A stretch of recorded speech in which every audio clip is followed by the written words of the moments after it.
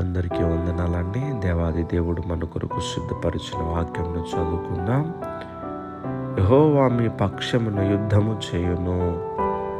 ప్రియ దేవుని బిడ్డలారా, ఐగుప్తు దేశంలో చాలా కాలము ఇశ్రాయేలు ప్రజలు ఉండి ఉన్నప్పుడు దేవుడు మోషేను ఏర్పాటు చేసుకుని ఫరో చేతుల నుంచి విడిపించి కనాను దేశానికి దేవుడు వారిని తీసుకువెళుతూ ఉన్నారు.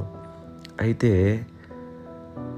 ఆ సమయంలో వారు ప్రయాణము చేస్తూ ఉంటుండగా ఎర్ర సముద్రం అడ్డు వచ్చినది. ఇందులో ఫరో ఏం చేశాడంటే రథములను సిద్ధపరుచుకొని వెనకాల వీరిని ఫాలో అవుతూ వచ్చాడు.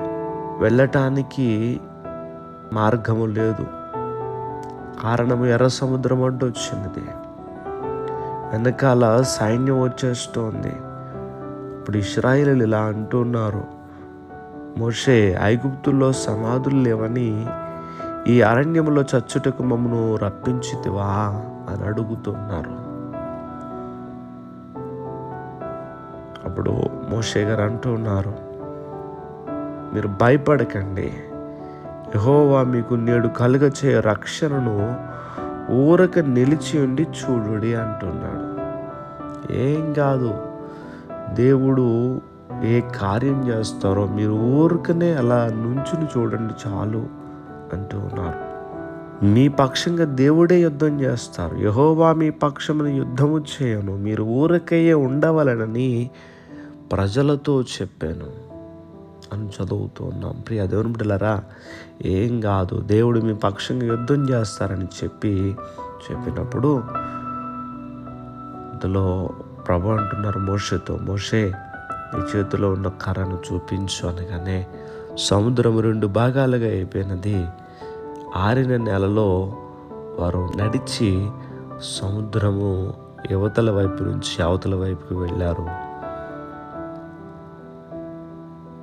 వారు వెళ్ళిన తర్వాత ఫరో కూడా ఆ సముద్రంలోనికి దిగాడు రథాలతో.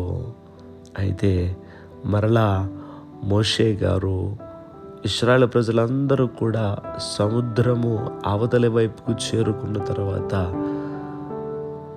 సముద్రం మీద తన చెయ్యి చాపగా వెంటనే సముద్రం మరలా కలిసిపోయి అప్పటికే దాటదామని చెప్పి ఫరో సైన్యం అంతా కూడా సముద్రంలోకి దిగారు. ఆ సముద్రంలో వారు కలిసిపోయారు. శత్రువు శేషం మిగలకుండా దేవుడు ఆశ్చర్యకరంగా ఇజ్రాయేలు పక్షంగా సహాయం చేసి ఉన్నారు. ప్రియ దేవుని బిడ్డలారా, ఈ ఉదయకాల సమయంలో నీకు విరోధముగా ఏ సాతాను క్రియలు పనిచేస్తూ ఉన్నాయో, ఏ సమస్యలు పనిచేస్తున్నాయో, ఏ ఆటంకాలు నీకు ఎదురవుతున్నాయో ఆయన యుద్ధం చేస్తారు నీ పక్షంగా.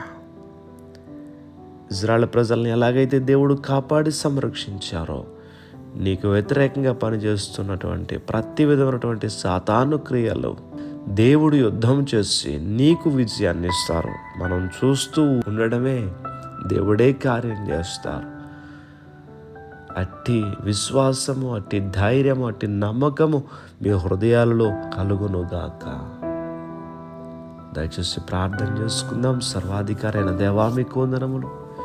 ఈరోజు మీ వాక్యము చేత మాతో మాట్లాడిన రీతిగా నీ బిడ్డల పక్షంగా మీరు కార్యము జరిగించి వారికి విరోధంగా ఏమైతే సాతాను ప్రభావాలు పనిచేస్తూ ఉన్నాయో వాటి వారందరికీ మీరు జయమును దయచేయమని ప్రార్థన చేసి ఈరోజు నీ బిడ్డల పనుల్లో, ప్రయాణాల్లో, వ్యాపారాల్లో, వారి పరీక్షల్లో, అన్ని విషయాల్లో కూడా మీరు తోడుగా ఉండి చేయి పట్టుకుని మీరు నడిపించమని యేసుక్రీస్తు వారి నామం పేరట అడిగి వేడుకుంటూ ఉన్నాం మా పరమ తండ్రి.